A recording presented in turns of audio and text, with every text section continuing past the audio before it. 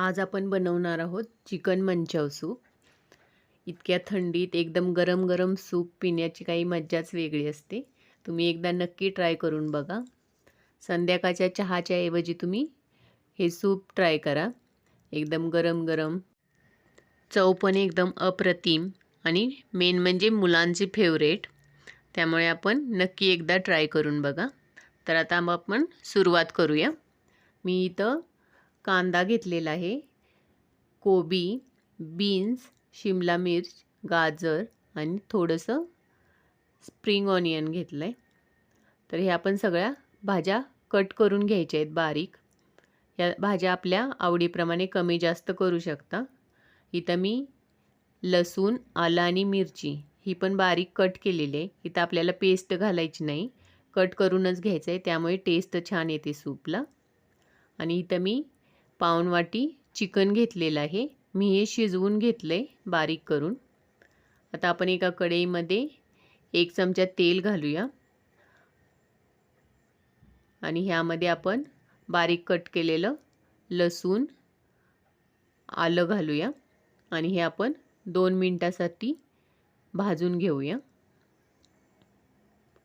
हे आपल्याला ह्याचा कच्चा वास जाण्यासाठी आपल्याला हे चांगलं तेलामध्ये भाजून घ्यायचं आहे। इथं आपण गॅस फास्टच ठेवायचा आहे सगळं भाजून होईपर्यंत।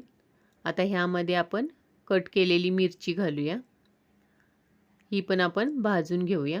आता हे आपलं चांगलं भाजून झालेलं आहे, तर ह्यामध्ये आपण कट केलेल्या भाज्या घालून घेऊया। हे आपण आपल्याला अशाच भाजून घ्यायचे आहेत 2 मिनिटासाठी। हे आपण एकदम फास्ट गॅसवरच करायचं आहे। आता हे आपल्या भाजून झालेले आहेत, तर आता ह्यामध्ये आपण चिकन स्टॉक घालून घेऊया। मी इथं चिकन शिजवलेलं तेच आहे, त्याचं स्टॉक वापरलेलं आहे आणि वरून थोडंसं गरम पाणी घातलेलं आहे। आता ह्यामध्ये आपण पाव चमचा काळी मिरी पूड घातलेली आहे, 1 चमचा व्हिनेगर, चवीनुसार मीठ घालायचं आहे यामध्ये आणि 1 चमचा सोया सॉस घातलं आहे। सोया सॉसमुळे कलर पण छान येतो आणि टेस्ट पण छान लागते। वरून आपण इथं चिकन घालून घेऊया। आता ह्याला उकळी आली आहे, तर आपण आता ह्यामध्ये कॉर्नफ्लॉवरची स्लरी घालून घेऊया। मी इथं 1 चमचा कॉर्नफ्लॉवरमध्ये पाणी मिक्स करून पातळ केलेलं पेस्ट ते आपण ह्यामध्ये घालून घ्यायचे आहे। हे आपण चांगलं मिक्स करून घेऊया। ह्याला आता आपण उकळी येऊन देऊया एक।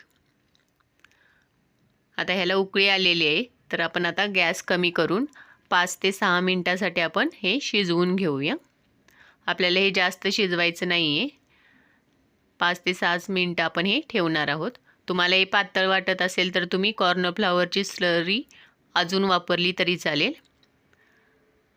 आता आपलं हे 5 मिनिटं झालेली आहेत आणि आपलं सूप पण तयार झालेलं आहे।